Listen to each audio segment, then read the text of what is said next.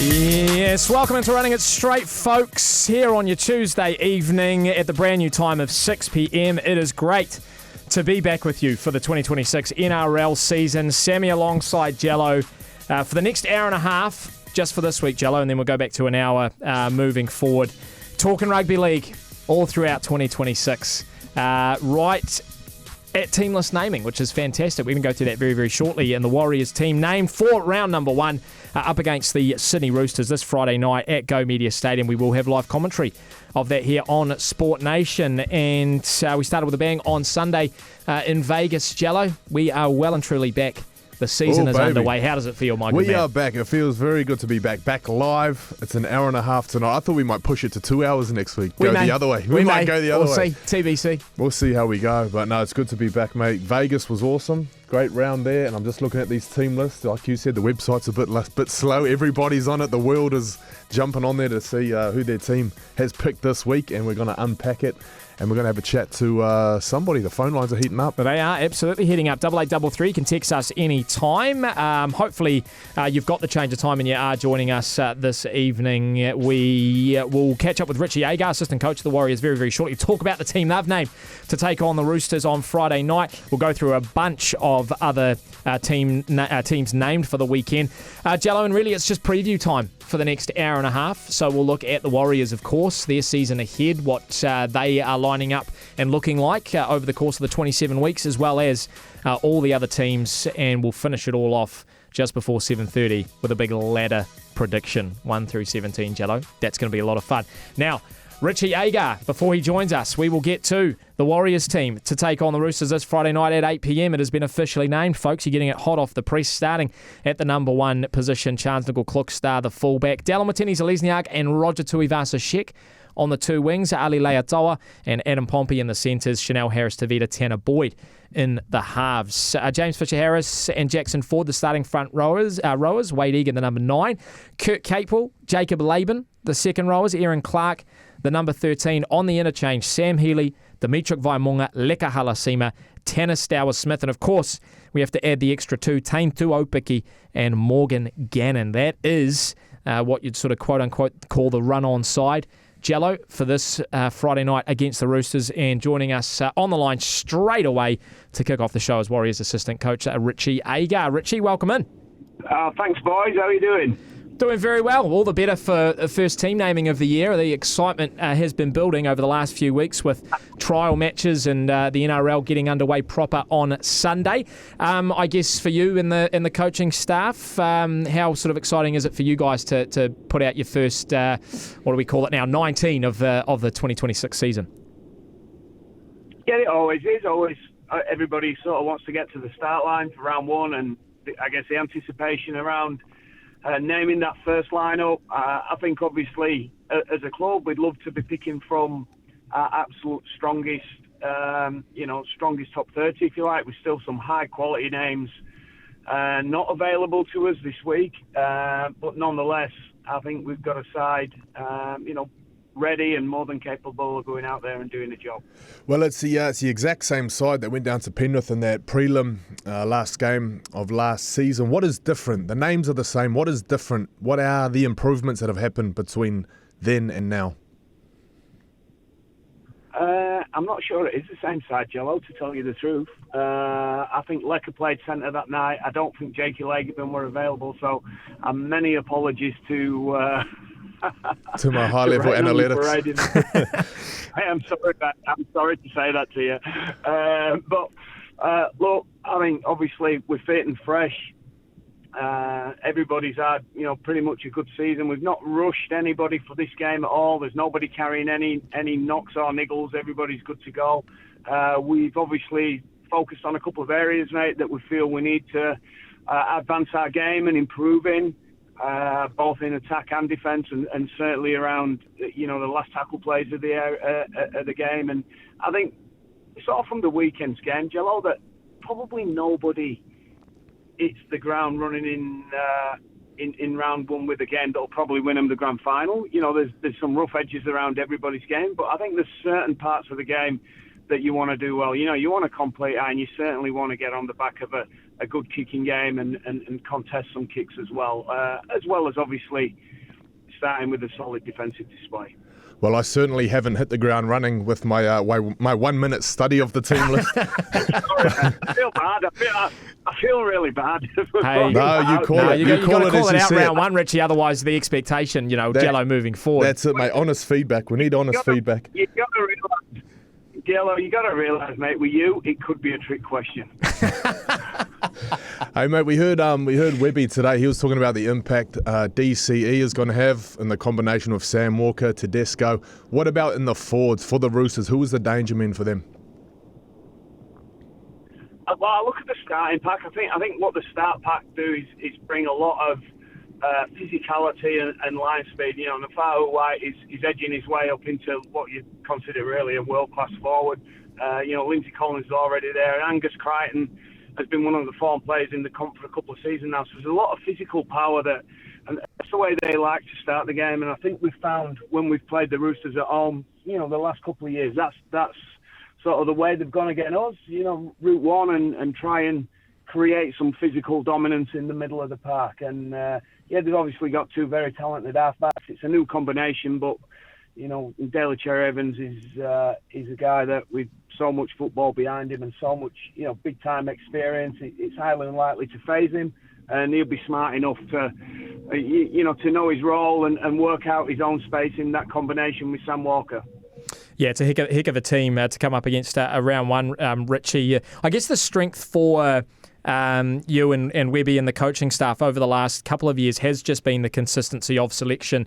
Injuries aside, the squad has relatively stayed together, and being able to name so many players in the same positions they played last year is a huge strength. But you bring in a couple of names from outside. Morgan Gannon coming over, Alofiana Khan Pereira, a few of these young boys that we've seen in Cup sort of starting to come up. So how do you, treat their roles this year? Are they there to just sort of put pressure on the first graders, or do you sort of see it being a little bit interchangeable from week to week? Oh no, I think time will tell us that, and I think form will dictate it. I think everybody's lucky enough to get the opportunity in round one. Obviously, need to take it, but I think these guys are more than capable of proving to be good, effective, very good first graders for us. Allied to that, we've obviously got some big guns coming back in what's probably going to be the early rounds as well. So, your squad depth and competition for place is highly important. But I'll touch on a point that you made there, Sam, is the cohesion factor. A couple of years ago, obviously, we lost Sean Johnson, Adam Fanua-Blake, Tol Harris, and not long after that, Dylan Walker in one hit. And I know there was probably a little bit of pessimism around how we might fare, losing so much experience and quality. But I sort of were a believer at the time that, we didn't have many changes. And even though we had a new halfback combination without Sean, we've got guys that had been in our system coming into probably the third pre-season. So the cohesion factor and the fact that some of these younger guys now are into the fourth pre-season and have got, 20, 30, 40 first grade games on the back. I think we're slowly building and adding little bits here and there, and I think the promoting from within and the youth that we sort of the way that the club's gone and had to go really, as the Warriors. I know we'd probably find it hard to go and buy 3 or 4 superstars every year for a variety of reasons. I think that's been the way forward for us, and the important thing is I think our guys believe in the system that we use. We know there's got to be improvements and we've got to do it better for longer in certain instances, but I think everybody is really comfortable and familiar with our game and know what a good performance looks and feels like for us. Hey, Richie, just looking at this bench, I think a lot of people that'll be watching the game on Friday, they'll want to know how the 6-man bench is going to work. Are there any trick shots there, or is it purely we can expect Tane and Morgan to only be coming on if someone gets injured? Well, you've redeemed yourself, Gallo. That's a great question. So we've spent a lot of time over the last couple of weeks since the rule come in, looking at permutations. Just selecting an 18th man on a bench can be a fair conversation sometimes, making sure you've got coverage and trying to cover your backside for any curveball that's thrown at you within the game. Now, this makes it different. So, I think the ideal is you get a player like Tentu Apiki, for instance, let's throw him into the game.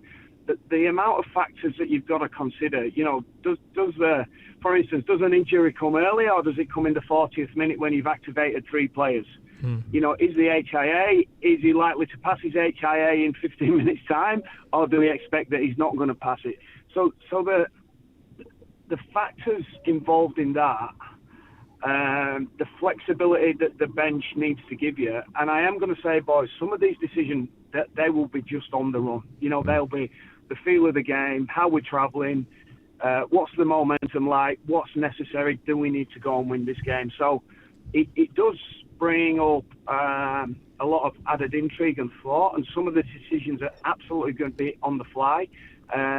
You do like to, we have tried to sort of plan and I guess put a template together. So if we do get a key position down, for instance, in the first 10, 20 minutes of the game, we know what the rest of the game is going to look like. And as I say, if 2 forwards are activated or 3 forwards are activated, what's that going to look like for the rest of the bench and how his coverage is going to go? So it's sort of a long-winded answer without sort of giving you any sort of hard and fast information, but it is variable, boys. It is going to be very, very variable. I felt when the team list come out last week, I was really intrigued to see how the 4 teams had gone with like numbers 18 and 19. And, we actually saw some variety in how those teams were doing it too. Yeah, no, I'm very interested to see how that sort of plays out across the season, Richie. I imagine there will be teams that sort of set it up in different ways from week to week. Mate, we won't leave you any longer. I know you're busy on your way into the club, but really appreciate you jumping on. Exciting time, not just tonight naming the first team, but obviously Friday night with the season opener. So all the best, and we'll catch up again soon. Thanks, guys. Good to chat. Thanks for having me on. There you go. Richie Agar there, Warriors assistant coach. And in rugby league parlance, Jello, perhaps you came to pre-season just a little bit overweight there. A little bit too much KFC in the off-season with your first question. That's what Richie thinks. Parlance. Parlance? Do you know that? No. That doesn't ring. It's going on the word list, mate. You've seen my word list. Well, I'm a teacher now, so I should be really teaching you the basics before I launch into the more high-level thinking. Jello, but I also probably should come clean and say I'm pretty sure I gave you that information. So I told you it was the same thing. Thank you. That's on me. Well, Jello, what are your thoughts? The 1 through 19. It's the first team of 2026 ahead of the first game, and we're side by side with the Roosters, with the opposition. What do you think? What do you make of it? I like it. It's a solid team. Not many surprises there. For all the talk and discussion that goes on in the preseason. This guy's killing it. This guy's going. This guy. All these new players that have come. They've gone and picked not the same team, but a very similar team to last year. But I think you ask a good question. Are those new guys, the Khan Pereiras, the Morgan Gannons, are they just there to plug gaps if something happens? Watching Andrew Webster over the last 3 years, I would say yes. I think it takes an injury to take someone out. 100%. We've seen dips in form not really mean too much. He likes to keep people in there, let them play their way out of it. Unless you read Kossi, he was going pretty quick. But I'm excited. I think this is a team that's built time. They've had time together. They've built chemistry, and they'll be good to go Friday night. Yeah, it's a decent year ahead for Andrew Webster, Jello, because it's his 4th year in charge. He's had, I guess, a bit of a transition period when, as Richie Agar mentioned, they lost Tohu Harris and Sean Johnson and Adam Fenor-Blake, etc. But I think more so from the fan base, who some of them see Andrew Webster as a little bit conservative, with sticking with guys a little bit too long, or giving them chances when they aren't playing well. And I think last year, by everyone's admission, including his own, Dallin didn't have his best year. Those sort of criticisms go louder and louder, and there isn't change. But then on the flip side, when it works, we're sort of all sitting here going, oh, well, Webby knows what he's doing. We sort of sit. So, that's going to be a balance, I think, this year, especially with so many guys available to the wider squad. You've got the Khan Pereiras, the Morgan Gannons. We've got guys in New South Wales Cup that we know are on the fringe and nearly ready to take that step up to first grade. So, as Richie said, it's not their strongest team. It won't be until they have the Mitch Barnetts, the Luke Metcalfs back. But there were games last year that the side got results in that probably people thought they weren't going to get results in. Side by side with the Roosters, Jello. How How do you think they stack up? I think Where are the big areas for you this Friday night? I'm looking at the teams. I think Roosters might hold it over us slightly. Like Richie mentioned, they're very physical in the middle. Nafahu White, he went to another level last season. Mm-hmm. He's going to be a real leader for them. Lindsay Collins. I don't know too much about the hooker, Iwalu. I know he played last year, but I didn't see too much of him. Yeah, Reece Robson, I think injured or... Yeah, thumb injury, yeah. round 6, round 7, something like that. Yeah. So he's a couple of weeks off. But they got a great team, and their outside backs, Webby was talking earlier about Cherry Evans, Sam Walker, Tedesco, those three, creating half the spine there. And then you put that with Dan Tupou, Robert Toya. I think he's just coming back from injury as well. And then Mark Nwanga-Nitawasi, so solid last year. It's going to be fireworks. Like this is a hell of a matchup. Looking forward to it. Well, 8833, let us know your thoughts on the first Warriors team for 2026. Keen to know what you make of the. We have to call it the 19 now. I keep wanting to say the 17. We're calling it the 19 with the 6 interchange players now. But let us know on 8833. What we're going to do is we're going to take a short break. And when we come back, we're going to have a look a bit more broadly at the Warriors season ahead. Look at some of the strengths, some of the weaknesses, where they need to get better in order to improve on their results in 2025. And we will go through some of all the other teams actually across the NRL and give our ladder prediction before 7:30. But would love to have you involved, as always, on 8833. Listening to Running It Straight here on Sport Nation. We'll be back in a moment.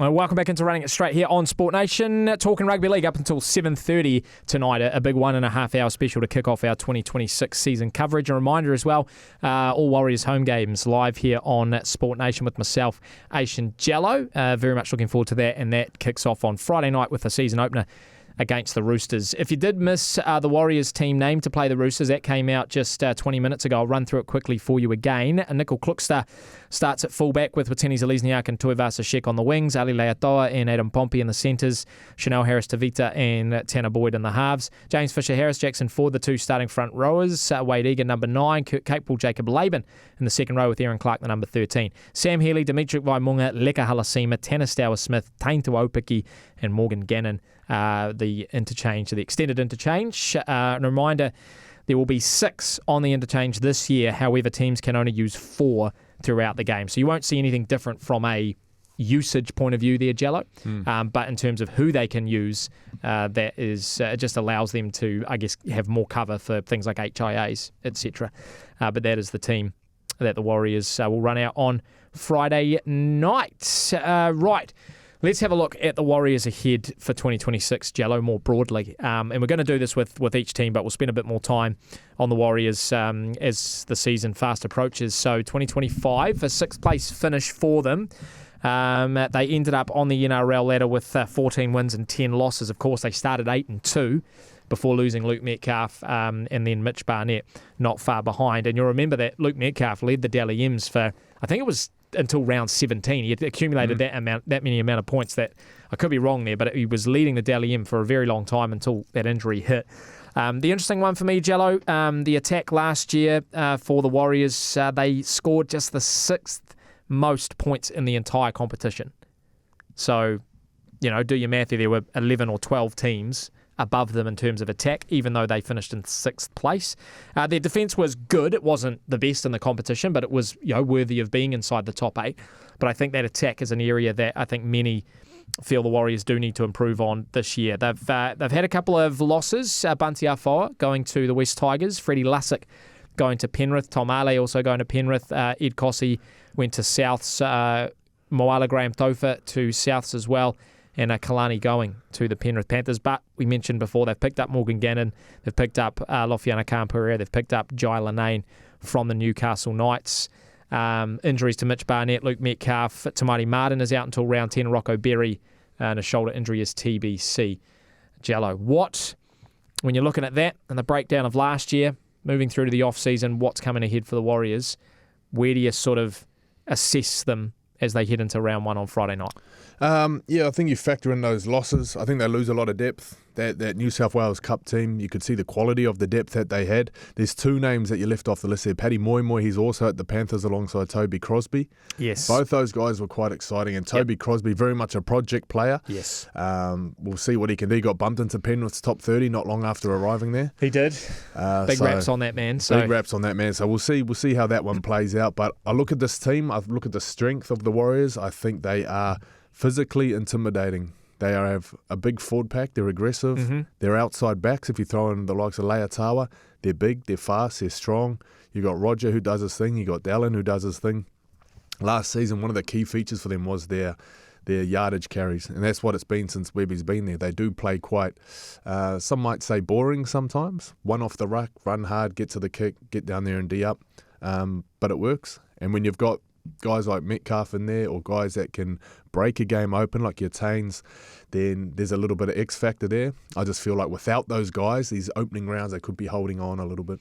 So that's an interesting point to pick up on, Jello, because that is, in my mind, what separates the top teams from where potentially the Warriors sit at the moment, is having the game breakers or having the X factor players, particularly sort of out the back. And I'm not necessarily saying just fullback, but if you think of teams that have, the Stephen Crichtons and the Herbie Farnworths and just, guys that sort of have that, I think Leka Halasima is sort of as close to that as we get. Oh, yeah. But, he plays an interchange role when he's in the centres. He maybe doesn't get as much ball as he needs to. So you mentioned the outer yardage, and I think the Warriors are one of the best in the comp doing that. I would say also the Warriors are one of the better teams in sort of your 30 to 30 kind of range.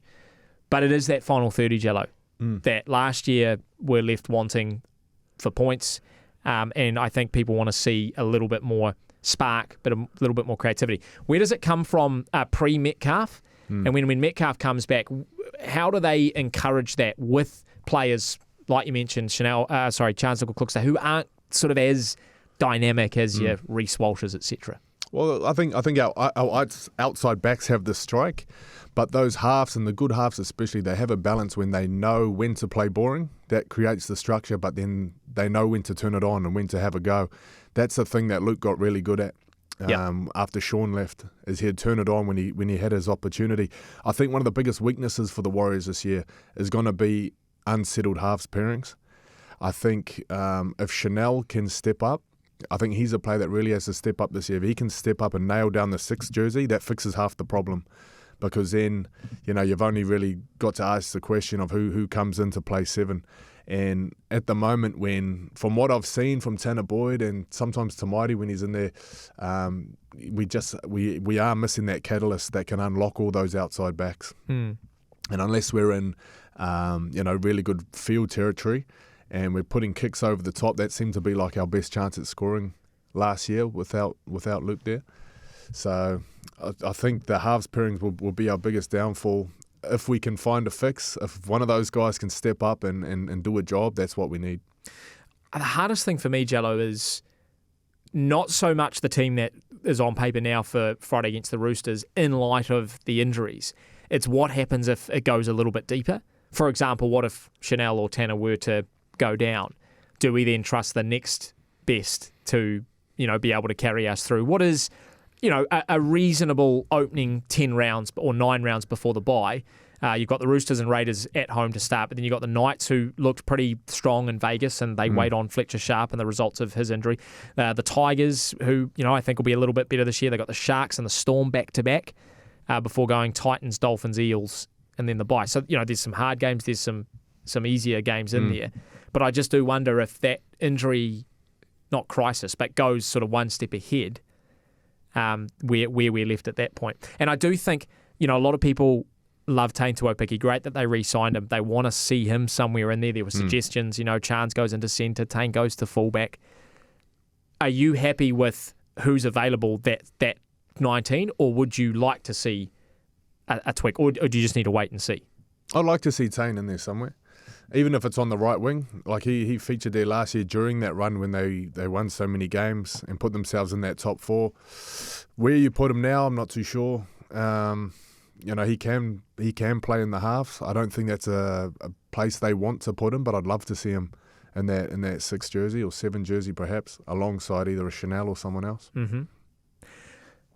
We're going to do our ladder prediction a bit later on, Jello, but if you're a Warriors fan, what would your I guess, advice or prediction to them be as we head into this season? Is it tempered expectation? Is it don't expect too much? Is it be excited? Where would you advise Warriors pour their It's a tough hopes? one. It's a tough one because we seem to be at a crossroads. So since we became 23, we were in the top 8. Yep. Then we're out the top 8. Yep. Last year we were just in the top 8. And it's the lack of expectation, right? 2023, no one expected. That's top it. 4. 2024, We were gonna everyone win the comp, expected. Out of the 8. Last year, not a lot of expectation. Back in the top 8. That's it. So it's finals hokey pokey at the moment. And is he going to be a coach that's going in and out, up and down, much like the Seagulls, much like some of these other teams that kind of float around that middle of the table? Or is he going to be a coach where you say 2024 was, just a bit of a miss-hit, injuries, whatever, because they go finals, miss, finals, and keep playing finals? Yep. Or is it going to be up and down, and then things need to change and Yep. rosters change and we're Yep. just in this abyss, just floating out there in the middle of the pack forever? And I feel like I've said this to a couple of people that the sort of Andrew Webster era, this is a big year, I think, year number 4, but we are hitting that 5-year mark in the next year. Yeah. So, and that's, I've always spoken about that whole 5 to sort of 10-year plan, and it gives a window, 5 to 10, it might be a couple more years, but I think you would start to see a trend. To your point, are they consistently making finals? Are they consistently winning big games? Because that's the other thing. I still don't think, I'm not convinced with the Warriors this year, they have the team to beat the top teams. I don't think we've ripened. I don't think Correct. we've ripened. Correct. We've planted the seed. He planted the Yep. seed. The fruit's coming. The Yep. fruit is there. It's not ripe yet, I don't think. But to me, I don't think, and this is where you have to think about this when you're putting your top 8 or your ladder predictions together. Are you sitting there at home saying that this team can beat the Roosters, top side? Can they beat the Broncos? Can they beat Melbourne? Can they beat Penrith? Sides they haven't beaten in the last few years. And they've had a good time beating the teams outside of the top 8 and sometimes teams sort of in and around, but they haven't beaten the teams that are at the top. And I think that when they can sort of break through that trend, then we're starting to see a side that can go on and win a comp. Yeah, there's definitely a bit of mould that they got to bust through there, but it's hard to see. Like, we're basing everything on last season. Yes, correct. And we're basing on some preseason games where we didn't see anything close to what I think we're going to see in round 1 or even, 5 rounds from now. So you have to wait and see a little bit. I love to give you all the answers now. I got to see. That's I got to why see you're something. here. Round That's why 2, you're here, round Jello. 3. I got to see something. What are we paying you for, man? There's some text on 8833. Someone says, read us the bedtime stories, daddies, welcome back. I don't know if you've got any rugby league. Oh, you've got a lot of rugby league stories. I don't know if any of them are... but we're going to 7:30, so it is just about bedtime. I'm not sure any of them are radio appropriate. Just a thought, boys. With Mitch going next year, do we retain Cape for experience? Do you keep him on for experience, given you're losing Mitch? Yeah, I think so. Because everyone talks about you're not just losing Mitch Barnett, the origin prop. You're losing Mitch Barnett, the leader, the off-field presence. Yeah, for sure. And I think if you need that experience, you got to keep someone like Kurt around if he's happy to stay and go around again. I think you got to swap experience for experience. I'm a monopoly man. If we swap Mitch Barnett, that's Park Lane. So we want to swap that for Mayfair. You know what I mean? You want a blue for a blue. A dark blue for a dark blue. Don't give me Old Kent Road and a couple of train stations. We want tit for tat. Did you just come up with that, or have you been sitting on that? I'm just trying to think of an example. It's a fantastic example. Big Monopoly how would you fan. compare? So, there's a lot of chat about where Mitch might end up, and there's a lot of chat with who he might be swapping for, who might be coming. I think I heard some chat from Penrith. If he was to go to Penrith, Moses Leota, reunite the Bash brothers. That's an option there. Bring back some Kiwi flavour. I know Cam George was teasing the other day, saying, maybe there's a Kiwi out there that just wants to come home. Just wants to come home. No, I don't know if he's leaving a little breadcrumbs for us to follow. No, we don't want to. We don't want to give him up for a couple of chance cards and a community chest. No way. Now, the interesting conversation that I was actually having with someone in rugby league circles last week, Jello, was about Mitch Barnett leaving and another, Aussie leaving, compassionate grounds. That whole conversation comes up. And I just think back to a conversation you and I had last year where we talked about if you believe in where the club's heading from a junior point of view in terms of developing local Kiwi-born players, with, I think, the idea of almost having the Penrith model of almost having an entirely homegrown NRL side at some stage, you sort of have to be okay with the Australians coming and going in the transition periods. Yeah. You know what I mean? Yeah. Like, there is a lot of great talent in Cup and Harold Matts and SG Ball coming through, and you have to believe that if that's trending in the right direction, which all the signs are there with guys like Lecker and Dimitrik and these guys coming through, then, in 3 or 4 years' time, you will hopefully have a homegrown side where you won't have the, compassionate grounds, the homesick going back to wherever it is, Sydney, Melbourne, etc. It sucks to lose Mitch Barnett. He's a great, fantastic player and one of the Warriors' best. But I think for the long term, I like where the club's heading in terms of trying to keep that Kiwi sort of homegrown feel. And if it means, to your point, getting a homegrown player back, then I'm all for that. Similar calibre, hopefully, but yeah, similar calibre. We lost Adam and we got James Fisher-Harris. Yeah, that's right. It's a funny one. I remember a couple of years ago, the people at Auckland Rugby League were having a chat because they were saying, where's all the Kiwi-born halves? Like, there was just such a lack of halves. And I think New Zealand Rugby League was asking the same question. Well, I probably still ask that question. Yeah, like it's interesting. Like, for some reason, we produce some fantastic athletes, just not a lot of them are halves. And they were doing things with the junior games, like having, there is a rule that you pass twice before you can run the ball. That's been around for years. Yeah. But then having a designated person in a bib who would be the first receiver every time, just to get them in that habit of passing. And, moving around the park and telling players where to go and moving them around. So. I don't know. Maybe that was the seed that was planted a couple of years ago. Well, we might maybe. see a couple halves coming through. There is a text on 8833 to your point, Jello, before about a seed may have been planted, but other teams keep picking the low-hanging fruit. Watching the New South Wales Cup side getting picked up all over the show in the off-season was heartbreaking. And yeah, that was disappointing to see so many of those New South Wales Cup players go. But that team is still it's still got a lot of them coming back, that New South Wales Cup side. So I'm interested to see how they transition into 2026. We're going to take a short break, Jello, here running it straight. Keep those texts coming in on 8833. We'll keep running through them between now and 7:30. After the break, though, we'll have a look at some of the other sides heading into 2026 before giving a big ladder prediction ahead of 7:30 when we wrap up. But stay with us, plenty more to come.